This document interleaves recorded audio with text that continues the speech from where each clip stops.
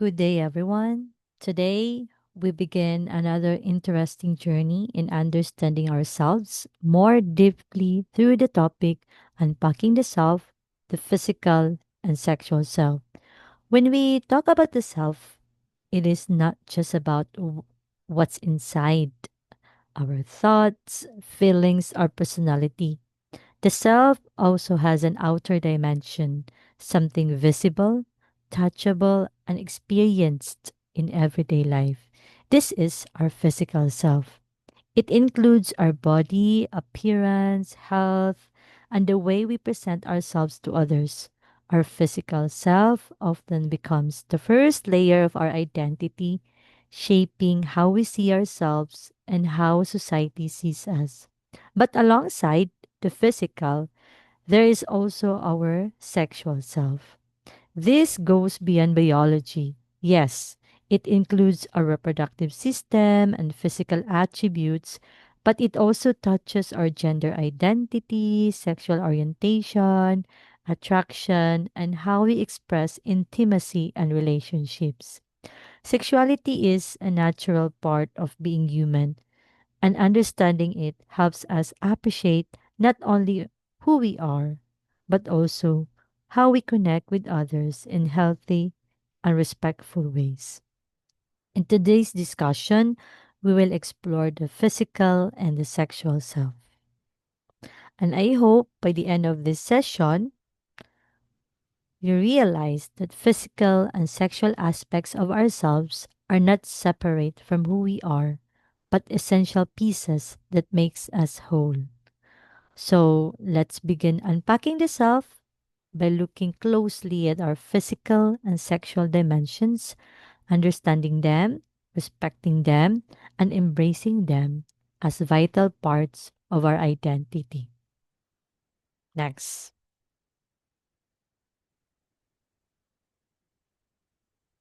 So, what comes to your mind when you hear the word body?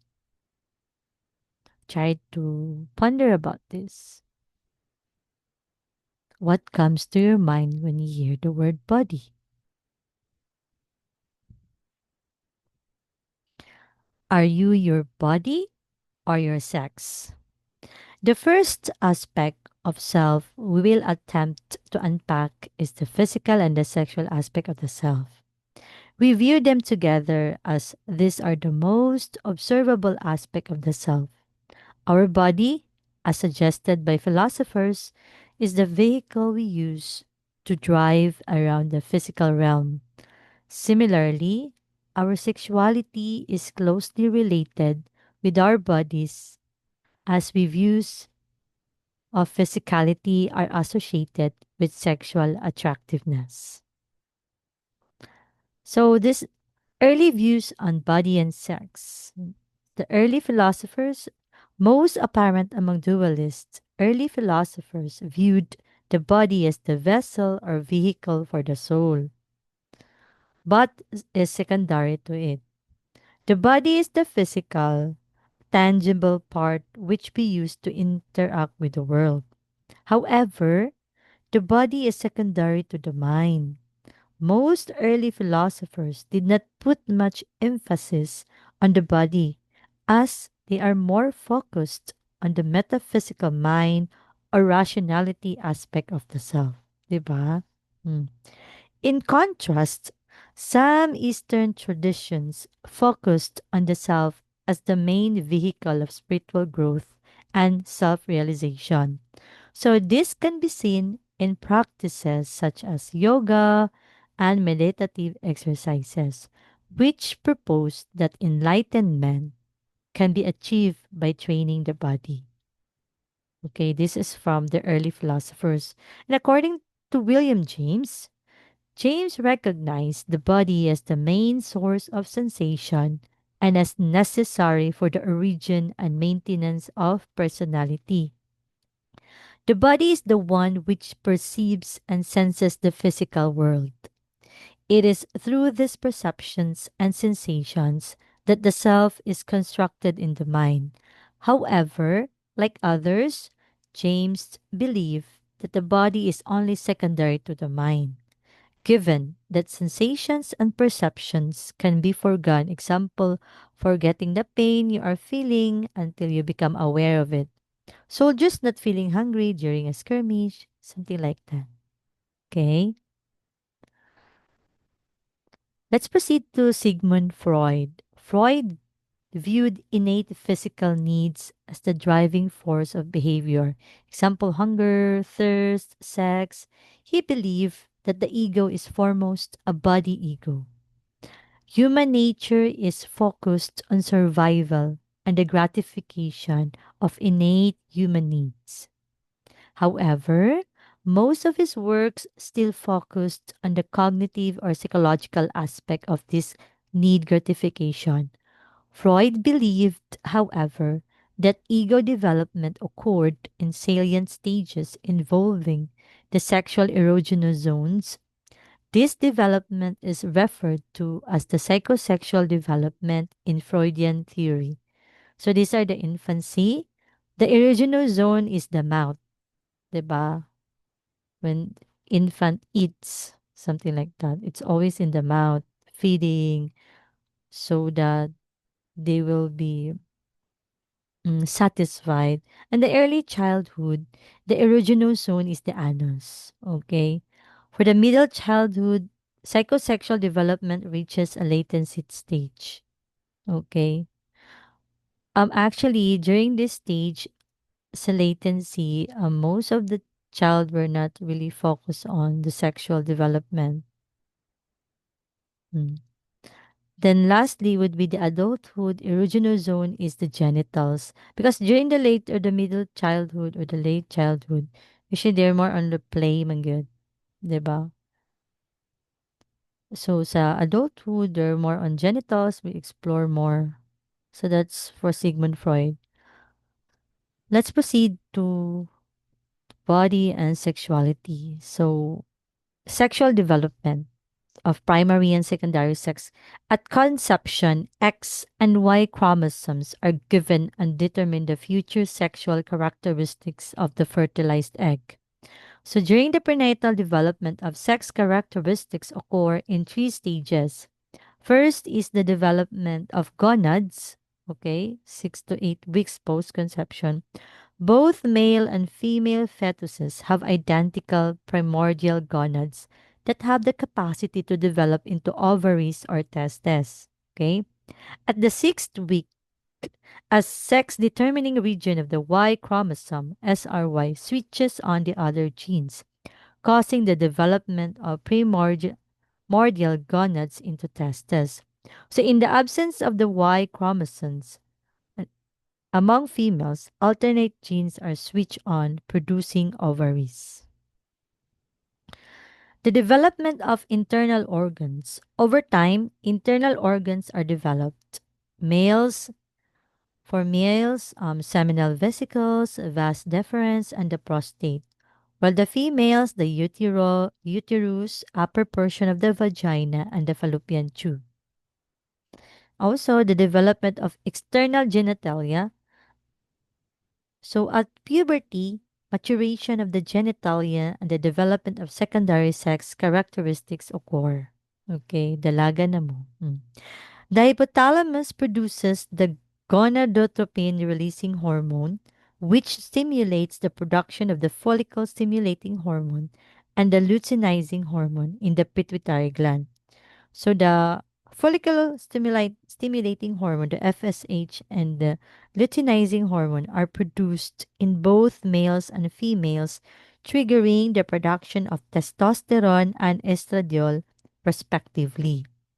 So these hormones cause the development of secondary sex characteristics. Again, it is the follicle stimulating hormone and the luteinizing hormone.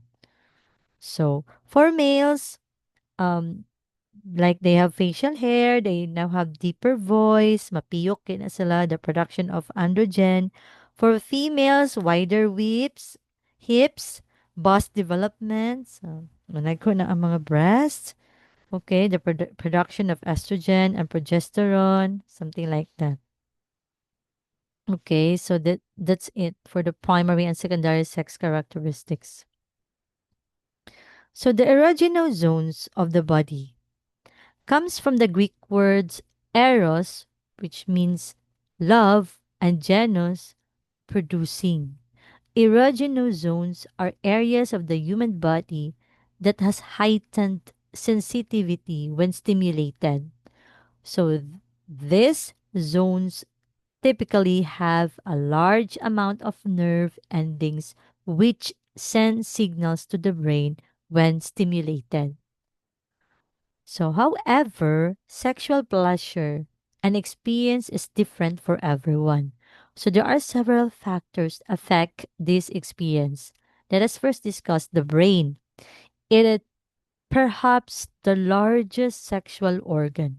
Yes, the brain is responsible for doing the dirty work during romantic or sexual experiences. Wow. Yes. The brain receives information from the nerve endings, processes it, and sends back to commands the back to the body at lightning fast speed.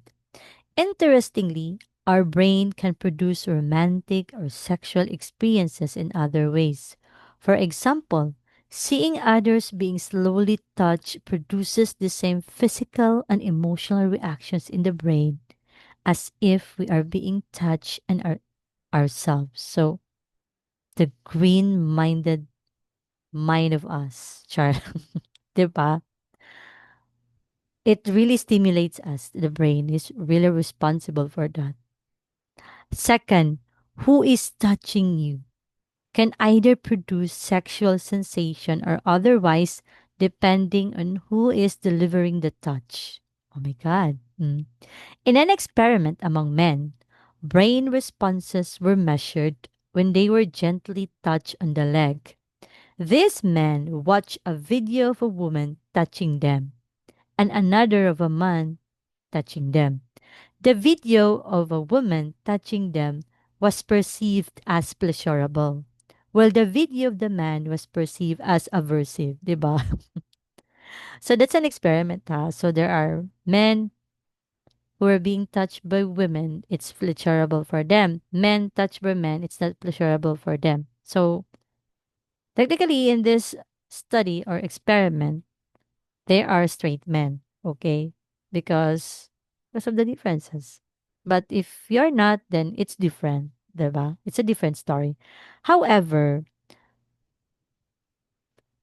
even if the video were seen that the first video is that touches them is women and the other is men, however, both touches were actually done by the same woman. So as you can see, this suggests that the brain not only responded to touch, but to the emotional and social message conveyed through this touch. So, who's touching you is really depends on your perception, your relationship, and how yeah, something like that. So, it's important who is really touching you that stimulates your brain. Char. Third is our eyes and lips. Looking and being looked at in a certain way elicits sexual pleasure and sensations. During arousal, pupils dilate, making us appear more attractive to our partners. Wow. The lips are the most exposed erogenous part of the body. It has a huge number of nerve endings which sends a flood of information to the brain. So, diba?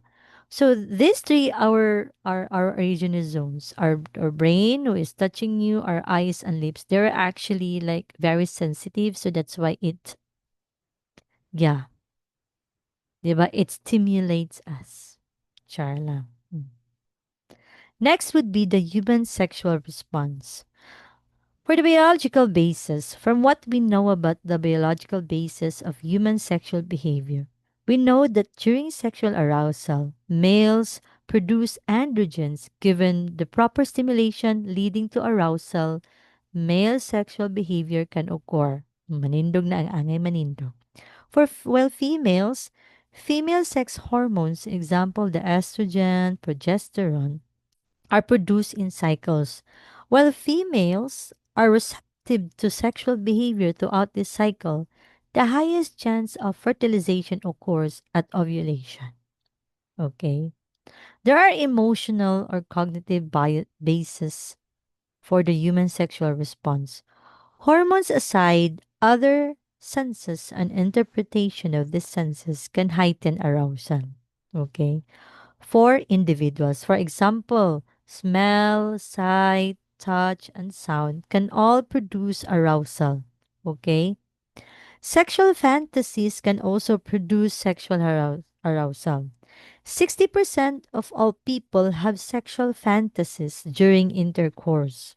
However, having these sexual fantasies do not represent an actual desire to fulfill them. Okay, mind you. So the sexual response cycle. This is it, guys. What will happen during sex? Okay.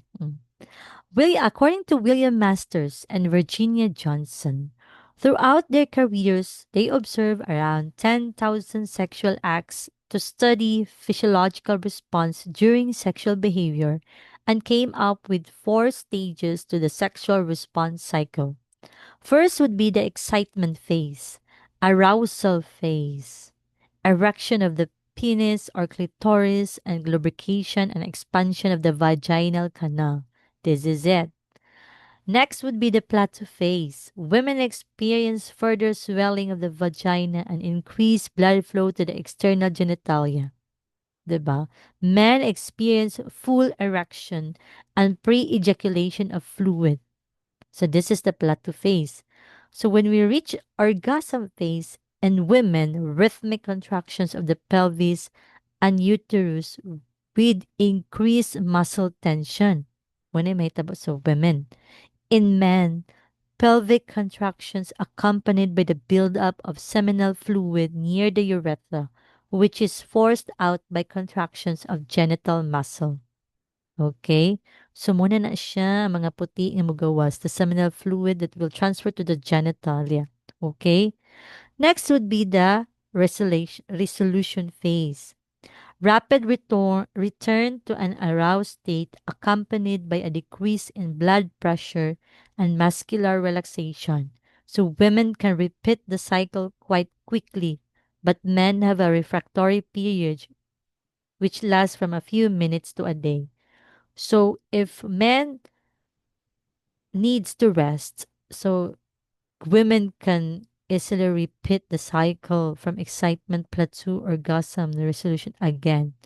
'Di ba? Lahi ang women, guys. So that is why in this topic, it is really good if I will be discussing this face to face. But sadly, 'di ba, we're having an asynchronous classes. So this is the time that um men should not be the only one who will reach orgasm. Women should also reach orgasm. Okay? So yeah, let's be fair, guys. Next would be diversity in sexual behavior. Sexual practices vary from person to person and from culture to culture. In some tribes, homosexual relations are common among men before marriage while remaining heterosexual throughout their lives. Countries and cultures also vary in terms of their openness and or conservativeness to sexual behavior. So, in some cases, some sexual behaviors can cause sexually transmitted disease, such as chlamydia, genital herpes, and gonorrhea.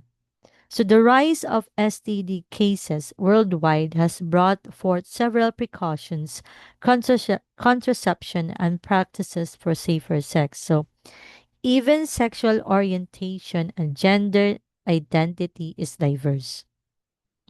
So generally, there is no specific biological basis on the diversity of sexual behavior. Biology is necessary but not sufficient to explain human sexual behavior. So regarding the non-heterosexuality, there is also no one biological basis, although some genetic evidence exists on homosexuality. There is also evidence to support that sexual orientation may be fluid across the lifespan, more so among females than males. Okay? Mm.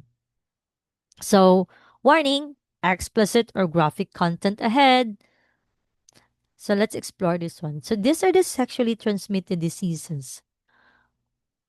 Sexually transmitted infections, also known as sexually transmitted diseases or venereal diseases, are diseases that are passed on from one person to another through sexual contact. So be careful, guys, if you don't want to have this, okay? Chlamydia, or if you are really engaging sex with your partner or others or your situationships, then at least, di ba, man lang stay clean because we don't want chlamydia caused by chlamydia trachomatis bacteria, the most common cause of genital and eye disease, and that leading bacterial STI. We don't want that. Genital herpes caused by herpes simplex virus affects the skin, cervix, genitals, and other parts of the body.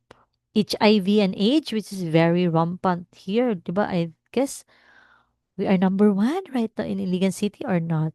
But we are included to the top 10.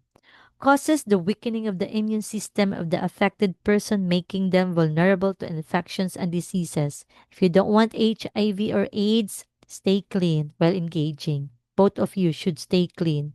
Okay? Pangaligo mo. Try lang. Nestle would be gonorrhea, the clap or drip bacterial infection attacking the mucous membranes. We don't want that. We have lots of mucous membrane and then if, di ba? Ew kaayo. Okay? So, next would be methods of contraception. So, in order for you to not get pregnant, you have to have this at your age. You're still studying, right? Your goal is to finish studying. So, be my if you are engaging, then try this one. Condoms. We have male and female condoms. So most commonly used method between 95 female condom to 98% male condom is effective. So, barato ra siguro na sila palit na mo. Next would be the calendar method, the natural planning. Track women's natural cycles, identify times of fertility, treat premenstrual symptoms, and evaluate the effects of stress on hormones or menstrual cycle. Actually, the calendar method or natural planning is only applicable to those women who are um their cycle is really good, okay, on time. But there are also women who are not really their menstruation is not on time, 'di ba? So this is not that effective. But for those who are really have a normal menstruation cycle, then go for calendar method, guys. But still use condom. Next would be hormonal. Uses hormonal contraceptives to prevent pregnancy. Examples would be the birth control pills, birth control patch, vaginal ring, Depo-Provera injections, and intrauterine device or the IUD. So actually, there are a lot of marami na. Okay, a lot more. For mind you, you have if you will be going to take birth control pills, might as well check, 'di ba? Go to the OB, go to the doctor because I have known someone who just bought from Shopee and then na hospital. Why? It's because it's not compatible for their body. It's not good for their body. So if you are using birth control pills, my God, doctors are open-minded about this na. 'Di ba? So you go to the doctor or you have the injection, a lot, okay? There's a lot of options, guys. Okay, if you are really active in sex, there's a lot of options, okay? Especially not just for women, but also for men, okay? Lastly would be the surgical sterilization via vasectomy for men. Do you know Drew, 'di ba? Sa biyahe ni Drew, 'di ba, nagpa-vasectomy siya karon na year and tubal ligation for women so that yeah, to avoid you to be pregnant. Mm-mm. So that's it. Back to safety. Now let's proceed to diversity in sexual behavior. So there is also no clear environmental factor which influences sexual orientation, and some have suggested that preference may be built across the lifespan. So this has led scientists to conclude that sexual orientation is neither chosen nor changed. It is a naturally varying occurrence among humans. So it's actually similar to height. Okay. So LGBTQ plus, so this is the initialism that means lesbian, gay, bisexual, transgender, queer are questioning 1 million na sila karon guys. Okay. So people often use LGBTQ plus to mean all of the communities included the LGBTQIAA a lot more. Okay. So check yourself. Where are you here? Are you lesbian, gay, bisexual, transgender, transsexual? To spirit, queer, questioning intersex, asexual, ally, where are you? It's up to you. You determine yourself, di ba? It is important to know who you really are based on this. Or if you're not, then it's okay. But still, di ba? You have to determine in order for you to know whom you'll be attracted with. And you also be aware your sexual orientation, your sexual, di ba, pleasure, or so we because it is part of our body, it is part of ourselves to have that. Okay, it is part of us that we have interest in sex, that we have sexual behavior. Okay, it is not just being explained socially, but it explained biologically because there are hormones supported that one man yun, diba? We cannot avoid them to have that sexual behavior. So might as well be aware of your sexual orientation so that you will know whom are you attracted with, what are the like the where are your original zones, your brain, who is touching you really matter, your eyes or whatsoever. Okay, it is really important to be aware about this. Okay, check yourself. So why do we strive for beauty and for body and sex? Again, 'di ba? More than a biological motive, sexual relationships fulfill not only biological urges, but also an evolutionary need for survival, a social need for intimacy, a need to belong, and to sustain relationships and attachment. So, because of this, it is inevitable that culture and society affect how we view our body image, and how we feel about it. Example, our physical self esteem. So, that is why it's very important that we are aware of who we are so that we will know a social need for intimacy, sino, where are we going to be belong, what group, something na and how to sustain relationships. So if you are into women, boys, if men are into women, so how to sustain relationship. If you are very confused, right now you have a girlfriend, but you are very confused now. You like more men di ay than women. So, di ba? So, might as well be aware of who you are. Because it's inevitable man yun kung siya sa affect how you view your body image, your physical self-esteem. So, di ba? Something like that. Mm. So, what we know? Signs of desire. Desire is based, for evolutionary basis, desire is based on an unconscious and evolutionary need for procreation. However, there are conscious aspects of our desire and sexuality that is far more complicated. Children observe from their parents lessons about sexuality and desire, which may be acted upon in adolescence or puberty. Okay? So, it's very important, Will. Mm. Expression of desire changes as one grows depending on social cues from peers and mass media. So, sexuality is the expression of desire and the aspect of desire we can access, manipulate, and enjoy. Okay? Attraction or the sublingual cues, attraction and sexual desire occurs at a subconscious level as a result of biomechanical cues, including posture and pheromones. In animals, pheromones act as sublingual communication. This has been observed in human as well.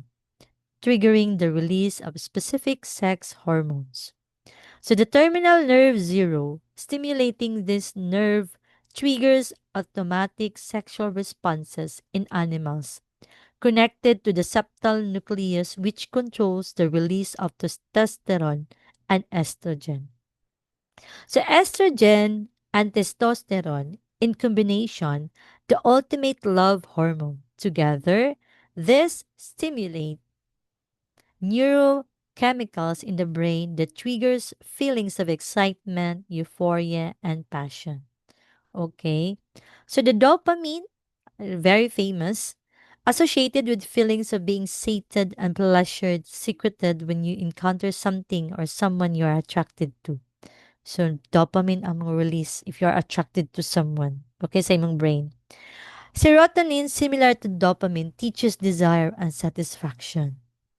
Norepinephrine, stimulated when we need extra energy to escape a dangerous or scary situation. It is the fight or flight.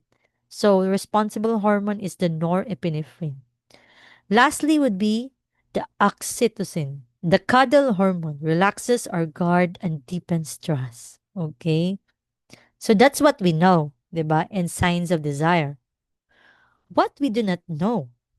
In recent years, more neurochemicals have been found to participate in the expression of sexual desire. It is impossible to isolate one mechanism for desire, okay? So, brain regions involved in attraction and sexuality are nonlinear and intricate, involving parts responsible for self awareness, understanding others prior to stimulating the physical response mechanisms. In many cases, people do not know what turns them on. Yeah, it's happening. Like, people, because they are not aware of these things, they are not embracing their sexuality, they're not embracing, like, they have that sexual urges, that they have really the sexual behavior. So, people do not know what turns them on, which is sad, diba? You should know, guys. Men or women should know what turns you on. Char. So even the ways nerve zero and the neurochemicals work still remains unclear. However, the inability of science to uncover this mystery keeps the magic of desire and love alive. Char. Managinig, guys. Okay? Mm. So, let's talk about two major factors which affect how we see our body and sexuality and therefore ourselves. There's a study in Brazil, guys. A study conducted among a diverse group of 25 girls, okay, aged between 11 to 21. So in Porto Alegre, Brazil, they investigated how these girls perceive and represent the body. They were divided into four groups and were consequently asked the question, what comes to your mind when you hear the word body? So the following themes are surfaced. The body, according to them, is the appearance, ideals, problems. Muna, the body first theme. Second theme is being fat and thin. So being or feeling fat and thin, being normal, fitting in, not fitting in. Okay. Third would be exclusion and inclusion, superiority or inferiority. So here are some of their findings, diba? From the themes that they have um, find out the body, the being fat and thin, exclusion and inclusion. So these girls associated more body ideals to others while body problems were reflected in themselves. Weight issues, such as liking or perceiving the body, is not equivalent to actual body conditions. The way they perceive and represent their bodies were considered in the social context. Example, how the other sees them. Diba?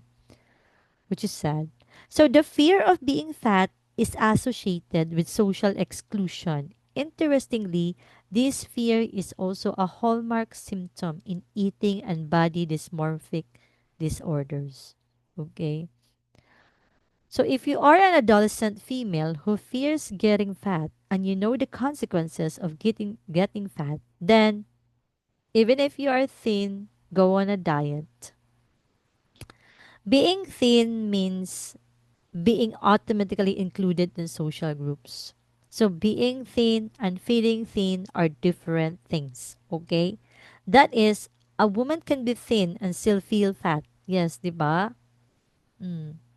There are friends of mine that they feel that they are fat, but actually they are thin. Which is, yeah, we cannot blame them. Maybe they are not that aware of who they are, or they do not appreciate what they have. Sure. Mm. So, being normal weight is not relevant or interesting. Having normal weight does not seem to guarantee inclusion or exclusion, but being slender does. Their beliefs reflect a shared understanding, example, social representation, and not just an individual's construction of the body concept. So, at their age, they are 11 to 21 years old. Body form and overall physical appearance takes on significance beyond concerns and includes social concerns of being included or excluded as well. So this is congruent with William James' earlier assumption wherein the importance you place on an aspect of yourself will determine its effect on your self-concept and self-esteem. Diba? So this is a study from Brazil way back 2006 from Saha and Goreshi guys ha. So um it's really like it's really sad if you will base your self concept and your self esteem to makeup, TikTok, something. But we were all influenced by TikTok, not me. Okay, anyway, so check yourself, okay? Are you fat? Are you still included? Actually, these days, like being fat is sexy and being thin is not so sexy. There are people who perceive like things like that.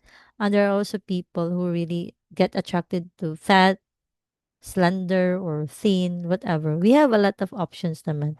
But the thing is, your perception about your body is very important. Your perception about yourself, your self-concept, and your self-esteem. Okay? So this is just a study, ha? But yeah, this is just a reminder that there are really study about this, and it's not just you who are experiencing these problems about your body, about being fat or being thin, exclusion and inclusion. Okay, let us proceed to digital media and body image. Oh, I'm talking about this a while ago. About So, Lupton reviewed the content of various digital media platforms regarding how digital media device devices represent, monitor, and manage aspects of body weight, size, and shape. So media such as magazines, commercials, television, and films portray slim as the ideal, di ba? For men, it is lean and muscular. But these body types portray a limited and difficult to achieve body shape as ideal. So this body ideal is associated with a range of problems including unhealthy dieting and eating disorders. So on the flip side, there is a culture portraying fat bodies in a negative light, including fat shaming and stigmatizing fat bodies. Here's what Lupton observed. A large portion of digital media attribute personal responsibility for body weight. So when in fact, factors such as genetics, heredity, and environment can contribute to fat. This media also tends to make fun of fat people. YouTube videos which make fun and or devalue fat people are rampant. Example, fat people fails, which is sad. Men were targeted for fat stigmatization twice as often as women, and whites more than other racial groups. Being fat is often accompanied by ridicule and scorn, and fat people are often showed as humiliating themselves. Fat memes and GIFs tend to be blatantly abusive and often cruel. Apps that make fun of being fat exist, 'di ba? Which is very sad. So digital media promote movements from physical fitness and bodybuilding, example of inspiration, to extreme thinness and disordered eating. Example, pro-ana, promia, thinspiration, di ba? Mm. So Fitspo or Fitspiration reproduce ideals with a focus on physical appearance and conventional sexual attractiveness. So these images are similarly eroticized. Okay? So some of these movements promote unhealthy dieting acts and eating habits which remained uncensored. Thinspo and related images are eroticized and sexualized, celebrating extreme thinness in female bodies and associating this with allure. Thin women, as suggested by this media, are to be envied because they fall into the conventional female attractiveness.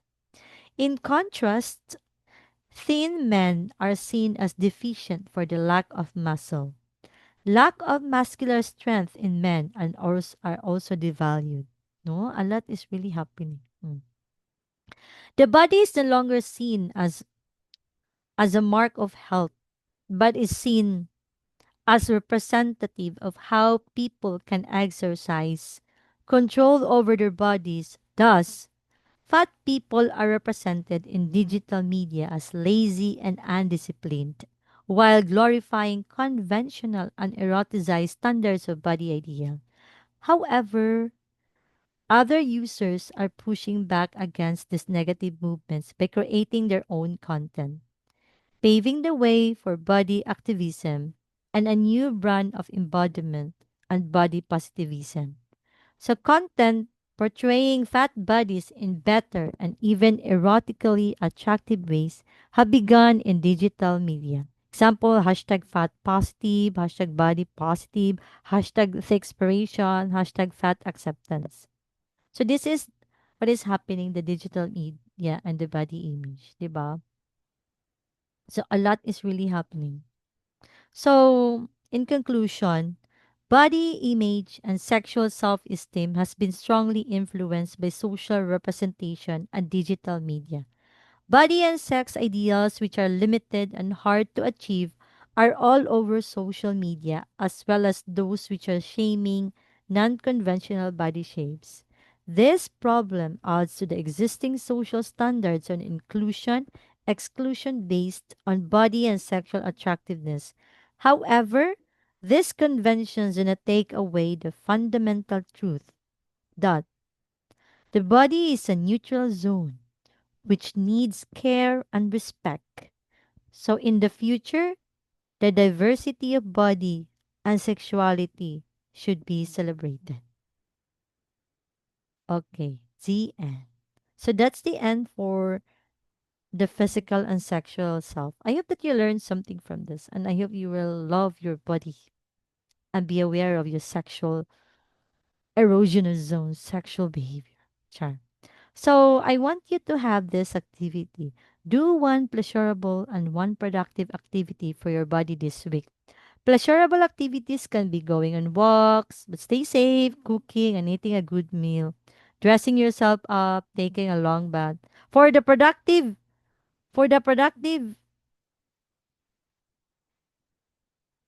for oh my god. Okay. Sorry for the interruption. Okay, nisulod akong anak. Okay, anyway. So, you have to do one pleasurable activities and productive activities that can be like yoga or meditative practice, exercising, dancing. It actually depends on you. What are your pleasurable or productive activities? So in a long bond paper, first half is the pleasurable activities. If it's, yeah, you collage it. And the second half, the productive activities. Don't forget to write your name and your section. Okay. Body love activity. Do something for your body this week.